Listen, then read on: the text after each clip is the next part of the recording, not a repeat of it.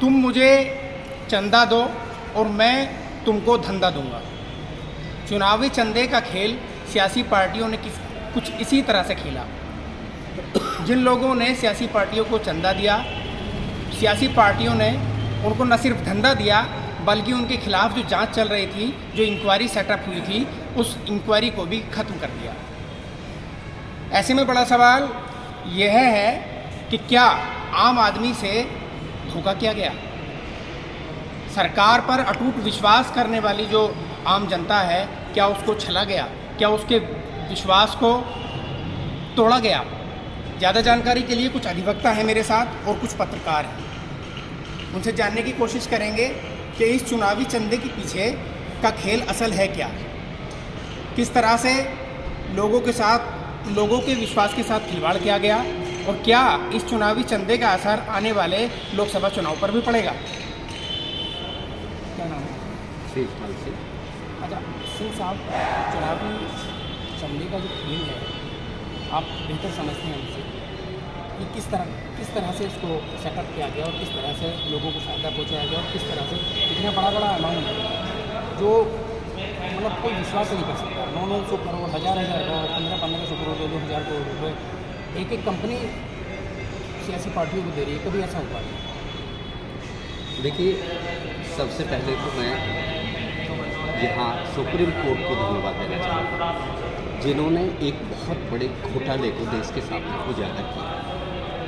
और ये इतना बड़ा घोटाला है कि देश की जनता अगर इसको सही तरीके से कल्पना कर ले तो ये जो सरकार है, भाजपा सरकार, इसका सारा का सारा खेल समझ आए कि किस तरीके से ये एक चुनावी चंदे के रूप में देश को बेचने का काम कर रहे हैं। और ये एक तरह से कंपनियों को डर दिखा करके, ईडी का डर दिखा करके उनसे बड़ा पैसा, बड़ा अमाउंट वसूल कर रहे हैं। ये लाखों करोड़ रुपए का घोटाला इस देश में किया गया है और ये एक बहुत बड़ा खेल है, देश की जनता के पैसे का बहुत बड़ा खेल है, किस तरीके से उसको लूट रहे हैं। और ये मीडिया को चूँकि कैप्चर किए हुए हैं और ये खेल पूरा का पूरा अगर इस पर डिबेट हो और ये जनता के सामने आए तो बहुत चौंकाने वाले तथ्य इसमें और ज़्यादा उजागर होंगे। अरे इसमें जो डिटेल सामने आई है उसमें कई ऐसी फार्मास्यूटिकल कंपनी है जो दवाई बनाती, उन्होंने भी जो है चंदा दिया, कोई 20 करोड़ दे रहा, कोई 30 करोड़ दे रहा, कोई 50 करोड़ दे रहा। तो इसके पीछे आपका क्या नज़रिया क्या है, वो क्यों दे रहा है? देखिए, देश के लोगों से इस सरकार का और भाजपा सरकार का कोई लेना देना नहीं। इन्होंने देश के लोगों का ये सौदा किया है, जो फार्मासिस्ट कंपनियां हैं उनको पैसा वसूल किया और उनसे एक तरह से खुली छूट उनको दे दी है कि आप चाहे जो केमिकल डाल करके, चाहे जिस तरीके से आप दवा बनाएं और चाहे जिस तरीके से उसको बेचें और चाहे जिस अमाउंट पे बेचें, लेकिन हमको किसी भी तरीके से आप ये चंदा दे दें। और उनसे इसी शर्त के तहत एक बड़ा अमाउंट इन्होंने वसूल कर लिया है और एक बड़ा धोखा दवा कंपनियों के माध्यम से भी देश की जनता के सामने आएगा। जब इन चीज़ों को जनता भुगतेगी और ये चीज़ें आएंगी, लोगों के अमल में इसका असर दिखाई देगा, तो वो बड़ा भयावह होगा, बड़ा भयावह। अच्छा, कोरोना के काल में कोविशील्ड एक जो है वैक्सीन है और उस कोविशील्ड को पूना वाला एक शख्स है उन्होंने बनाया था, लेकिन जब वो लॉन्च हुई थी उसके इर्द गिर्द 52 करोड़ का चंदा उन्होंने सियासी पार्टी। नमस्कार, बहुत अच्छा सवाल आपने पूछा है शाहनवाज साहब, और ख़ासतौर से जो आपके न्यूज़ 24 के दर्शक हैं, सबसे पहले मैं उनका शुक्रगुजार हूँ, उनका धन्यवाद देता हूँ। और सभी आपके दर्शकों से और तमाम देशवासियों से अपील करना चाहता हूँ, एक जागरूक नागरिक की हैसियत से, कि मेरे देश के नागरिकों, मेरे देश वालों, अब जाग जाओ। ये वक्त सोने का नहीं है, वरना तो इस देश में कुछ भी नहीं बचेगा।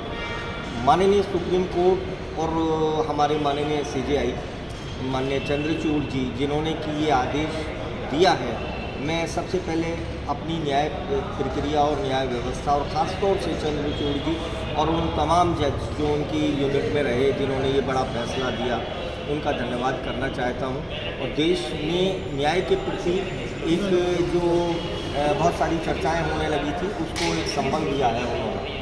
अब सवाल ये आता है कि जो आपने एक सवाल किया कि कोविड के समय में ऐसी कंपनियों को डेवलप कर देना और उन कंपनियों का विशेष चंदा देना, मैं समझता हूँ कि वो लगभग 55 करोड़ के 52 करोड़ में एक छोटी रकम नहीं है इस देश के लिए, और ख़ास तौर से वो कंपनी जो मेडिसिन डेवलप कर रही है। एक कोविड जैसी एक महामारी में एक वैक्सीन तैयार कर रही है, वैक्सीन दे रही है। तो पहली बात तो मैं आपके दर्शकों का ध्यान चाहता हूँ कि घोटाला तो इसमें हुआ ही है। मैं एक बात और आपके चैनल के माध्यम से कहना चाहता हूँ कि जब कोरोना इस देश में आया था और ये कोविड वाली वैक्सीन, मैं तथाकथित वैक्सीन इसको कहूँगा और मोदी के प्रचार वाली वैक्सीन कहूँगा, चूँकि वैक्सीन पे भी फ़ोटो छपवा दिया था माननीय प्रधानमंत्री जी ने। खैर, इसका कहीं से भी सर्टिफाइड नहीं किया गया, नंबर 1। दूसरी बात, ये कोविड वैक्सीन जब आई थी तो बहुत सारे जो हमारे मेडिकल एसोसिएशन है, बहुत सारे डॉक्टर्स हैं, उन्होंने आवाज़ उठाई थी इसकी सार्वभौमिकता पर। आज देखने में आता है कि बहुत सारे हार्ट अटैक के मैटर आ रहे हैं, और अभी हाल ही में हमारे जो एम्स के एक डॉक्टर ने आवाज़ उठाई थी, तो आज वो बर्फ़ में है, कहाँ है पता नहीं। तो जो भी इस मामले पे बोलता है, मैं आपका ध्यान, आपके चैनल का ध्यान उस तरफ ले जाना चाहता हूँ कि ये जो वैक्सीन आई थी इसमें निश्चित तौर पे कुछ ना कुछ घपला था, घोटाला था, वरना एक दवा बनाने वाली कंपनी सत्तारूढ़ दल को 52 करोड़ का चंदा नहीं देती, और इस चंदा देने के बाद वो व्यक्ति प्रधानमंत्री से मिलता है। चंदा देने के बाद में पूना वाला है, अगर मैं सही हूँ तो उसकी बड़ी वाहवाही होती है, उसकी डिबेट्स आने लगती हैं, उसके बारे में टेलीविज़न पे दिखाया जाने लगता है, और उसको सारा का सारा ठेका मिल जाता है।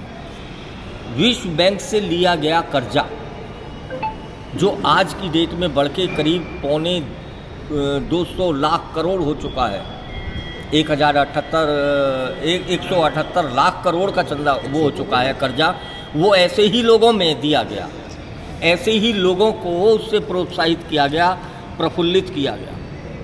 ये बड़ा ही दुखद विषय है, देश के लोगों को जाग जाना चाहिए। और ये जो तमाम घोटाला माननीय सुप्रीम कोर्ट की पहल के बाद में आप लोगों के सामने आया है, मैं कह सकता हूँ, जिम्मेदारी से कह रहा हूँ, दावे से कह रहा हूँ, और बड़े विद्वान कॉन्स्टिट्यूशन के लॉ के आज आपके चैनल पे मेरे साथ डिबेट में हैं, मैं पूरी जिम्मेदारी से कहता हूँ कि नरेंद्र मोदी और उनकी सरकार, उनका ये गैंग देशद्रोही है, गद्दार है, और ये तमाम प्रकरण देश के साथ एक बहुत बड़ी गद्दारी है। मेरे साथ एक वरिष्ठ अधिवक्ता भी हैं, तो साफ तौर पे जो अधिवक्ता हैं और पत्रकार हैं इस पूरे प्रकरण को लेकर खासा नाराज दिख रहे हैं, और आने वाले लोकसभा चुनाव में भी इसका सकारात्मक असर न देखकर नकारात्मक असर देख रहे हैं। शाहनवाज चौधरी, न्यूज़ 24।